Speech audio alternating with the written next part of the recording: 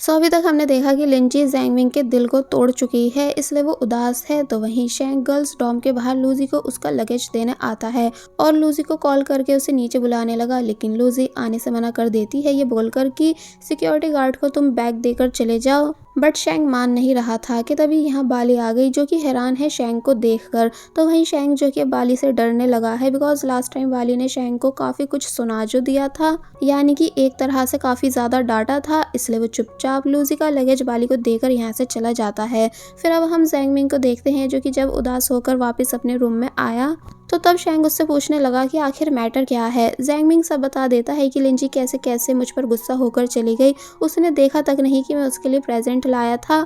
तो तब ये सब बातें सुनकर शैंग को भी बुरा लगने लगता है, इसलिए बोला कि लव लाइफ वाकई बहुत ज्यादा हार्ड होती है। तो वहीं दूसरी तरफ हम हानिया को देखते हैं, जिसने क्रिसमस सेलिब्रेट करने के लिए शैंग को बुलाया था, पर उसने आने से मना कर दिया, इसलिए हानिया उदास थी। कि तभी यहाँ उसका दोस्त आता है, जो कि पहले तो हानिया को चुप कराने की कोशिश करता है, ये बोलकर कि तुम फिक्र मत करो, मैं हूं ना तुम्हारे पास और मैं तुम्हारे लिए कुछ भी कर सकता हूँ।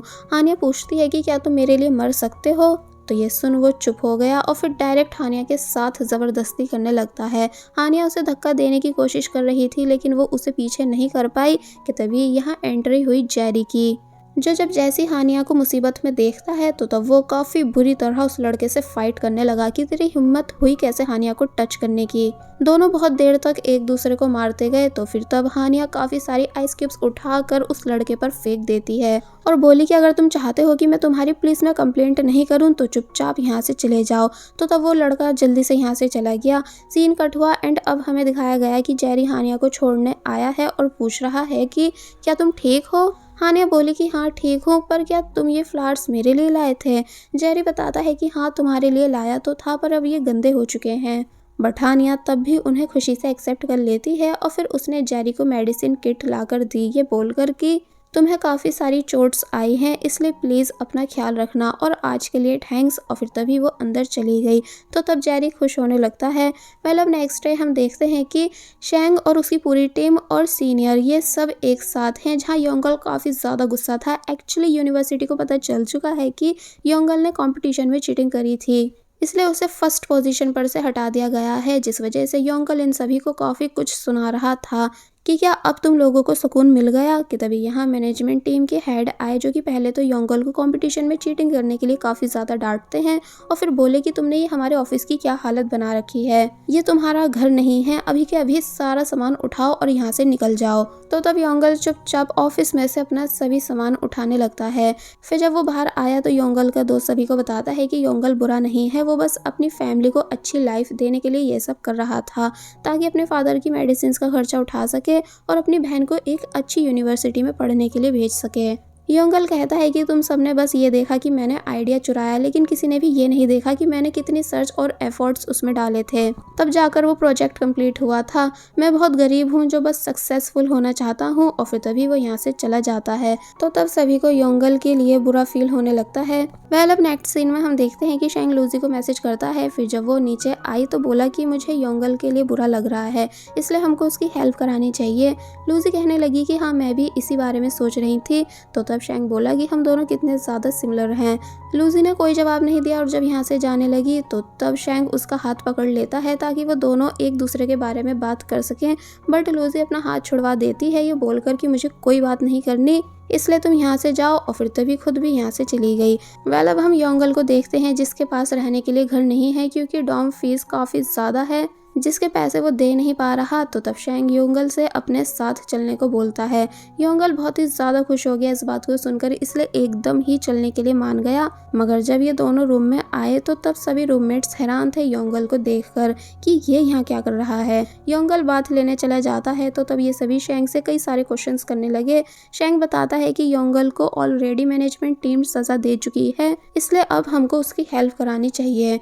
थोड़ी देर बाद योंगल जब बात लेकर आता है तो पता चला कि उसने अभी से इन सभी के सामान को यूज़ करना भी शुरू कर दिया था। जैंगमिंग उससे अपनी टॉल वापस मांगने लगा, तो तब शैंग ने अपनी वाली टॉल को योंगल को दे दिया। दूसरा रूममेट बोलता है कि ये तो मेरी स्लीपर है, तुमने क्यों पहनी? योंगल बताता है कि पैरों से। तो तब वो कहने लगा कि मुझे अपने गुस्से को कंट्रोल करने की जरूरत है, और फिर तभी वॉल के पास आकर अपने हेड को जोर जोर से वॉल पर मारने लगा। लेकिन इसी बीच थर्ड रूममेट जो कि एक्सरसाइज कर रहा था, वो अपने हाथ पर चोट मार लेता है। उसका हाथ हिल भी नहीं रहा था। तो तब योंगल ने उसे चेयर पर बिठाया एंड मसाज देकर उसके हाथ को ठीक करने लगा। सभी हैरान रह जाते हैं कि योंगल ऐसा कर कैसे पा रहा है। तो तब वो बताता है कि मेरे डैड यही काम करते हैं, इसलिए मुझे भी शुरू से मसाज देनी आती है। अगर मैं स्टडी में अच्छा नहीं होता तो मैं अपने डैड की इसी काम में हेल्प करवा रहा होता। फिर वो जैंगमिंग को भी मसाज देता है, जो कि उसे काफी ज्यादा पसंद आने लगी। फिर उसने दूसरे वाले रूममेट को भी मसाज दी, जो कराकर उसे भी आराम मिला। शैंग बताने लगा कि शायद मेरी भी नेक में पेन है स्टडी की वजह से। तो ये सुन योंगल जब उसको भी मसाज देना स्टार्ट करता है, तो तब शैंग भी रिलैक्स हो गया। बस कुछ चीजें कराते हुए उसे तकलीफ होती है जब जब उसकी नेक घुमाई जा रही थी। अब नेक्स्ट सीन में हम चैन को देखते हैं, जिसका फोटोशूट चल रहा है, जो जब एंड हो गया तो तब चैन के एक बार फिर नखरे स्टार्ट हो गए। गावी जैसे तैसे चैन को मनाता है। फिर चैन गावी को अपने म्यूजिक नोट्स दिखाने लगी, ये बताकर कि ये बहुत ही ज्यादा इंपॉर्टेंट है, जिनको मैं याद करना चाह रही हूँ। और जब मन ही मन प्रैक्टिस कर रही होती है कि तभी तेज हवा चली और नोट्स उड़ गए। चैन के होश उड़ जाते हैं ये देखकर, इसलिए वो गावी से सभी पेपर्स को उठाने को बोलने लगी। कुछ नोट्स पानी में भी जा चुके थे, इसलिए चैन ने गावी को पानी में धक्का दे दिया कि जाओ वो सब भी उठा के लाओ। गावी के पैर में चोट आ जाती है, लेकिन वो तब भी पेपर उठाने की कोशिश कर रहा होता है। लेकिन अब क्या फायदा, वो सब तो खराब हो ही चुके थे। इसलिए चैन ने गावी को काफी कुछ सुनाया कि तुम बहुत ही ज्यादा लापरवाह हो, एकदम यूजलेस। और फिर बताती है कि मेरी प्रायोरिटी लिस्ट में सबसे ऊपर छेलो है, फिर मेरे म्यूजिक नोट्स हैं, और फिर मेरी फैमिली है। इसलिए ऑब्वियसली मैं गुस्सा करूंगी नोट्स के खराब हो जाने की वजह से। और फिर तभी गुस्से में यहाँ से चली गई, जबकि गावी उसे बस सॉरी करता रह जाता है। और फिर जब वो पानी से बाहर आया तो पता चला कि गावी के पैर पर चोट आ चुकी है। इसलिए वहीं बैठकर वो बाली को याद करने लगा कि अभी अगर बाली होती तो मेरे लिए कितनी ज़्यादा परेशान होती। फिर वो पास्ट की मेमोरीज याद करने लगता है कि जब एक बार फील्ड में मेरे पैर पर चोट लग गई थी तो तब बाली मेरे लिए कितनी ज़्यादा परेशान हो गई थी और डर भी रही थी। फिर उसने हैंकी से मेरे ब्लड को क्लीन करा। उसका फेस एकदम रोने वाला हो रहा था चोट को देख देख कर, जबकि चोट मुझे लगी थी। फिर वो मुझे उठाने की कोशिश करती है ताकि अपने साथ लेकर जा सके सपोर्ट देकर, बट वो मुझे उठा नहीं पा रही थी। मैंने पूछा कि क्या मैं तुम्हारी फर्स्ट प्रायोरिटी हूँ? वो बोली कि नहीं बल्कि थर्ड हो। तो ये सुन मैं गुस्से से उठ जाता हूँ और पूछने लगा कि वैसे तुम कहती रहती हो कि मुझसे प्यार करती हो और अब मुझे थर्ड नंबर पे रखा हुआ है। लेकिन जब बाली बोली कि हाँ क्योंकि फर्स्ट और सेकंड पर भी तुम ही हो, तो ये सुनकर मैं बहुत ही ज़्यादा खुश हो गया था, इतना ज़्यादा कि मैं उसे उठाकर गोल गोल घूमने लगा। यानी कि मैं बाली के साथ वाकई में बहुत ज़्यादा खुश रहता था। और फिर प्रेजेंट में उदास होने लगता है कि कहीं मैंने बाली से ब्रेकअप करके गलती तो नहीं कर दी। तो वहीं बाली जो कि गावी की आईडी देख रही थी, वो बताती है कि गावी ने काफ़ी दिनों से कुछ भी पोस्ट नहीं करा है, जबकि वो रोज़ कोई ना कोई फोटोज़ अपलोड करता रहता था। पता नहीं वो ठीक है भी कि नहीं। लूसी समझाती है कि तुम छोड़ दो गावी का पीछा, क्योंकि जब वो तुम्हारी फिक्र नहीं करता तो तुम क्यों करती हो। और फिर जब ये दोनों कैंटीन में मील लेने के बाद बैठने के लिए सीट ढूंढने लगी, जो कि उन्हें कहीं भी नहीं मिल रही थी, तो तब जैंगमिंग इन्हें आवाज़ देता है और पूछता है कि क्या तुम दोनों को मैं यहाँ बैठा हुआ नहीं दिख रहा। दोनों हंसने लगी और फिर उसके पास बैठ गई, जहाँ जब लूसी ने उससे लिंजी के बारे में पूछा कि तुम्हारी डेट कैसी रही। तो ये सुन वो नॉन स्टॉप लिंजी की बुराई करने लगता है, यानी कि बताता है कि वो तो मुझ पर ध्यान ही नहीं देती है, हर टाइम डांटती रहती है और उसे मेरे लाए हुए गिफ्ट्स भी नहीं चाहिए होते, ना ही उसे मेरा दिया हुआ रोज चाहिए होता है। अब मैं परेशान आने लगा हूँ। तो तब बाली लूसी से कहने लगती है कि क्या ये अपनी गर्लफ्रेंड की बुराई तुम्हारे सामने इसलिए कर रहा है ताकि फिर तुम्हें प्रपोज कर पाए। जैंगमिंग भी इन दोनों की बातें सुनने की कोशिश कर रहा था, लेकिन लूसी उसके फेस को पीछे कर देती है। और फिर अब जब जैंगमिंग दोबारा से अपने दुख इन दोनों को बताने लगा कि मैं कितना ज्यादा दुखी हूँ, कैसे मुझे हर जगह से इग्नोर करा जा रहा है, तो तब लिंजी भी यहाँ आ गई और अपने बारे में बातें सुनने लगी। लूसी लिंजी को देखकर जैंगमिंग की बात को खत्म करने की कोशिश करती है, तो वहीं बाली भी इशारों में बताने लगी कि अपने पीछे देख लो। बट जैंगमिंग बस लगा पड़ा था नॉन स्टॉप लिंजी की बुराई करने में, इसलिए लिंजी को खुद ही सामने आना पड़ा और उसने पूछा कि क्या तुम मेरे बारे में बात कर रहे हो, यानी कि तुम मेरे बारे में ऐसा फील करते हो। जैंगमिंग बुरी तरह शॉक रह जाता है लिंजी को देखकर, फिर कहने लगा कि अरे नहीं नहीं, मैं तुम्हारी बात नहीं कर रहा था, बल्कि मैं तो इन दोनों को किसी और के बारे में बता रहा था।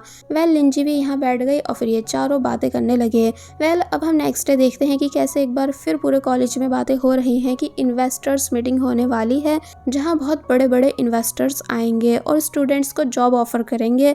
फिर कुछ दिन बाद का हमें सीन दिखाया जाता है, यानी कि आज फाइनली मीटिंग डे है, जहाँ सभी बड़े बड़े इन्वेस्टर्स आ रहे थे। तो वहीं शेंग उन सभी का वेलकम कर रहा था। यहाँ हम योंगल को भी देखते हैं, जो कि सभी को अपना बिजनेस कार्ड देने की कोशिश कर रहा होता है, लेकिन अब क्योंकि वो ब्लैक लिस्ट हो चुका है, इसलिए कोई भी उससे कार्ड ले नहीं रहा था। योंगल के दोस्त बोले कि हमें तो बहुत ही ज्यादा शर्म आ रही है, बट योंगल बताता है कि बिजनेस चलाने के लिए बेशर्म बनना ही पड़ता है। अब हमें चैन दिखाई गई, जो कि अभी भी गाबी से नाराज थी, बट गाबी तब भी उसको थैंक्स करता है कि तुम मेरे लिए यहाँ आई हो, जो कि मेरे लिए बहुत बड़ी बात है। और फिर बैठकर चैन को सॉरी करने लगा, तो तब जाकर वो मानी, यानी कि उसने गाबी को फाइनली माफ कर दिया। थोड़ी देर बाद मीटिंग स्टार्ट हो जाती है और दिखाया जाता है कि शेंग कैसे सभी इन्वेस्टर्स के सामने स्पीच दे रहा था। तो वहीं हानिया का दोस्त, जिसने हानिया के साथ जबरदस्ती करी थी, वो गुस्से से जेरी को देख रहा होता है। फिर यहाँ एंट्री हुई सबसे बड़ी कंपनी के इन्वेस्टर की, जिनका नाम है मिस्टर युआन, जो कि जब जैसी आए तो तब योंगल उनसे बात करने की कोशिश करने लगा और अपना कार्ड देता है, लेकिन उनका इंटरेस्ट सिर्फ शेंग में होता है, क्योंकि सभी को पता है कि शेंग कितना ज्यादा इंटेलिजेंट है। इसलिए योंगल से कहते हैं कि मुझे पता है कि तुम ब्लैक लिस्ट हो चुके हो, इसलिए मेरे सामने ऐसे मत बनो कि जैसे मुझे तुम्हारे बारे में कुछ भी नहीं पता है। और फिर वहीं खड़े होकर यानी योंगल के सामने शेंग की तारीफ करने लगते हैं, जो सब सुनकर योंगल को अच्छा नहीं लग रहा था। अब चैन स्टेज पर आई और म्यूजिक प्ले करने लगी, जिसका म्यूजिक सभी को काफी ज्यादा पसंद आया, यानी कि सभी उसे एंजॉय करने लगे। लेकिन जब परफॉर्मेंस एंड हो गई और चैन गाबी के साथ जाने लगी, तो तब बाली इन दोनों को साथ में देखकर एक बार फिर उदास हो रही थी। पर फिर यहाँ हमें एक इंटरेस्टिंग सीन दिखाया गया कि जब चैन जा रही थी और सामने से मिस्टर युआन आ रहे थे, तो तब ये दोनों एक दूसरे को देखकर स्माइल करने लगे। यहाँ तक कि मिस्टर युआन चैन के हेयर को टच करते हुए भी गए, जैसे कि ये दोनों एक दूसरे को जानते हो। गाबी को फील होता तो है कि जैसे इस आदमी ने कुछ तो करा है, लेकिन वो इस बात को इग्नोर कर देता है एंड चैन से उसकी परफॉर्मेंस की तारीफ करते हुए जाने लगा। और बस फिर इसी सीन के साथ ये पार्ट यहीं पर एंड हो जाता है। There was a time when you had me falling to the ground. For next part, please subscribe my channel and hit the bell icon. Thank you.